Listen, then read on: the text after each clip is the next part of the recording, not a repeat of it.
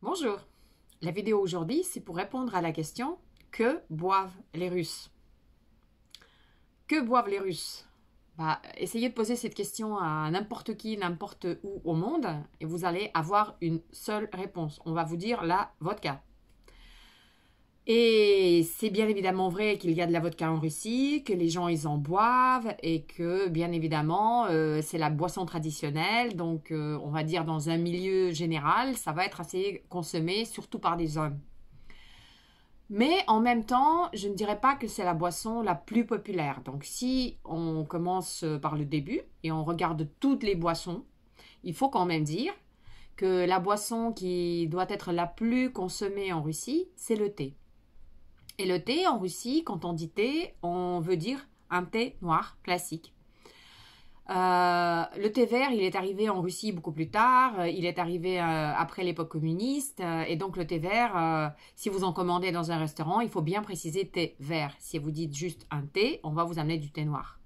Les Russes, ils en boivent beaucoup, vraiment. C'est toujours, il y a une occasion pour boire un thé. Vous invitez quelqu'un à boire un thé chez vous. C'est un prétexte de boire un thé. D'ailleurs, pour les histoires un peu plus romantiques, je ne sais pas pourquoi, mais on invite à boire un café. Mais si c'est juste pour une amie ou pour parler un petit peu, pour une petite discussion, on va toujours dire, viens, on va boire un petit thé. Voilà, donc le thé, on le boit avec pur, avec du sucre. On peut rajouter une lamelle de citron dans le thé. Et il y a très peu de gens qui boivent le thé en Russie avec du lait. Donc en général, c'est une confiture avec, peut-être, ça va très bien. Et la façon que les Russes infusent le thé, elle est très différente à ce qui se passe en Angleterre ou en Chine. Voilà, les deux pays qui sont un peu l'équivalent de la culture du thé. Donc, chez nous, on va avoir toujours une petite théière dans laquelle on va mettre un thé noir, mais beaucoup de thé, et assez peu d'eau. Donc, ça va faire une concentration bien serrée. Ça va être un concentré de thé.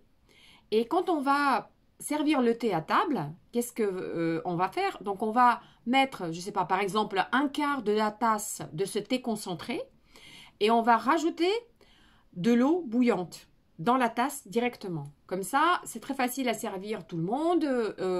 Et si vous infusez par exemple une petite théière de thé comme ça chez vous, elle peut rester une journée, par exemple si vous êtes tout seul, vous êtes deux, que vous en buvez pas tout le temps.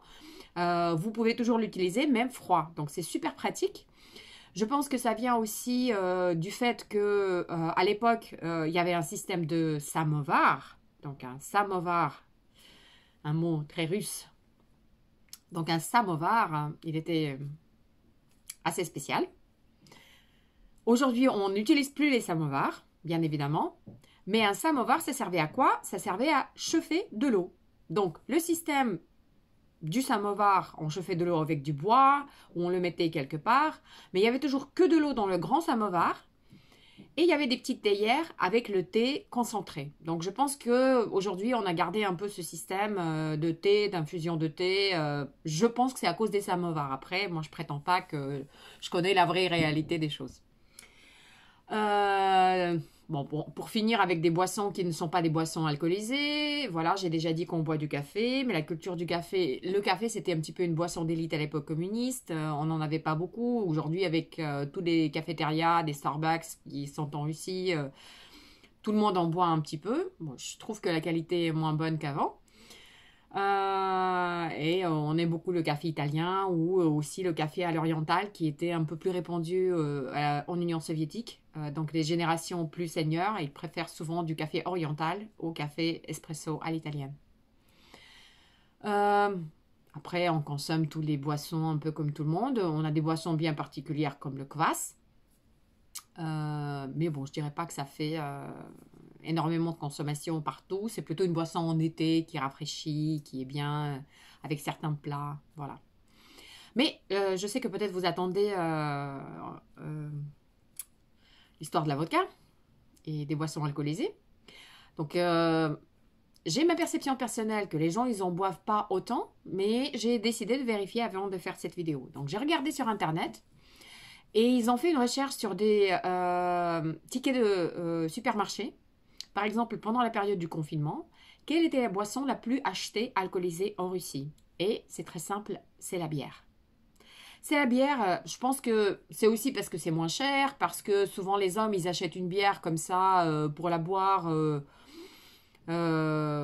après le travail ou quelque chose comme ça. Donc c'est pour ça que la bière en quantité de canettes ou bouteilles achetées, ça va être vachement supérieur à la vodka. Les gens consomment beaucoup de vin, les gens consomment aujourd'hui d'autres boissons alcoolisées et les hommes qui autrefois préféraient la vodka comme la seule, on va dire, boisson forte, ceux qui restent sur des boissons fortes, aujourd'hui ceux qui sont un peu plus, on va dire, qui ont un peu plus de moyens, ils vont souvent remplacer la vodka par autres boissons fortes. C'est-à-dire, il y a maintenant des amateurs de whisky qui n'existaient pratiquement pas avant ici. Et il y a des amateurs du cognac, mais ce n'est pas du cognac français, il faut faire attention. Donc on l'appelle cognac, mais ça n'a jamais été fabriqué en France. C'est souvent du cognac fabriqué en Arménie, qui est considéré comme un cognac très bon, qui est très tonique, très fort. Et il y a aussi des cognacs fabriqués même sur le territoire russe, un peu plus vers le sud. Mais vous serez très étonné si un jour vous allez voir un Russe consommer du cognac. C'est pas du tout les petites doses de cognac en digestif dans un grand joli bocal que vous pouvez imaginer. Alors ici, le cognac, il se consomme de la même manière que la vodka. Ça remplace tout simplement boisson forte par une autre boisson forte, mais plus prestige, on va dire comme ça. Donc attention, si vous voulez pas avoir un choc, prenez jamais un cognac avec les Russes.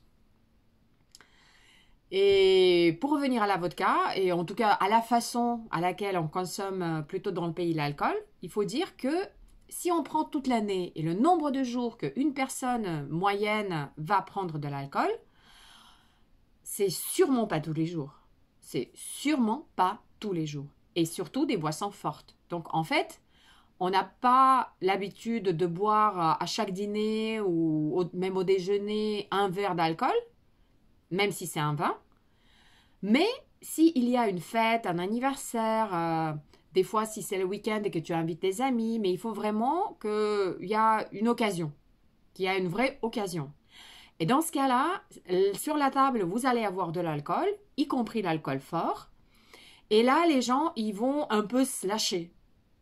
Donc, ce qui donne que... Après, il y a des vidéos un peu bizarres que les gens, ils font un peu n'importe quoi, ils se font filmer. Donc sur des pages, bon, je ne vais pas citer les pages sur Instagram ou autres que vous allez certainement pu voir, mais c'est tout simplement, je pense personnellement, parce que les Russes, ils n'arrivent pas à consommer un petit peu d'alcool tous les jours, ce qui est d'ailleurs bien pour la santé, donc ils préfèrent de ne pas boire d'alcool, boire du thé, boire autre chose, manger normalement en famille et tout ça, et après, hop, week-end, fête ou quelque chose, ça part en cacahuète. Bon, pas pour tout le monde, mais c'est juste pour vous expliquer pourquoi je pense on a un peu cette réputation de gens qui boivent beaucoup. J'ai regardé quand même aussi des statistiques. Donc, si vous ouvrez la Wikipédia et vous regardez le nombre de litres d'alcool par habitant en alcool pur, il recalcule ça n'importe si vous buvez de la bière ou 10 litres de bière ou 1 litre de vodka ou je ne sais pas quoi, il le recalcule en alcool pur. Mais moi j'étais surprise, hein. On n'est vraiment pas ni les premiers ni les deuxièmes. Il y a tous les pays de l'Europe de l'Ouest devant nous. Il y a la France devant nous avec 1 litre de plus que nous. Beaucoup d'autres pays. Donc oui, les Russes peuvent boire beaucoup, mais ils n'en boivent pas tous les jours. Donc, c'est un peu ça. Ah, et on jette pas les verres. Ça n'existe pas. On jette pas les verres, c'est du cinéma. J'arrive toujours pas à retrouver la source de cette histoire à jeter le verre. Il y a des gens qui m'ont dit qu'il y avait un très très très vieux film. Certains m'ont même dit que c'était un film américain où il y avait quelque chose qui se passait avec des Russes et il y avait des Russes qui jetaient des verres. Peut-être aussi au 19e ou 18e siècle, les militaires russes, certains types de militaires russes, on les appelait goussari, qui étaient très... ils aimaient faire la fête, ils aimaient les femmes les aimaient d'ailleurs aussi. Apparemment, peut-être qu'eux, ils le faisaient. Mais aujourd'hui, en Russie, jamais on va jeter un verre après avoir bu de la vodka ou après avoir bu autre chose. Encore un mythe. Donc, je suis désolée, mais il y a des mythes qui n'existent pas, et il y a quelque chose qui existe. Et venez en Russie. En Russie, vous allez certainement trouver un très très bon thé avec des super bonnes confitures maison, avec des fruits entiers dedans. C'est à tomber par terre. Et même si vous ne trouvez pas le samovar, prendre un thé avec des sucreries, avec une bonne discussion, avec des gens sympas à table, avec une chaleur humaine, croyez-moi, ça vaut le coup de boire avec les Russes. Donc voilà, c'est un peu ce que je voulais vous dire. Et à la prochaine!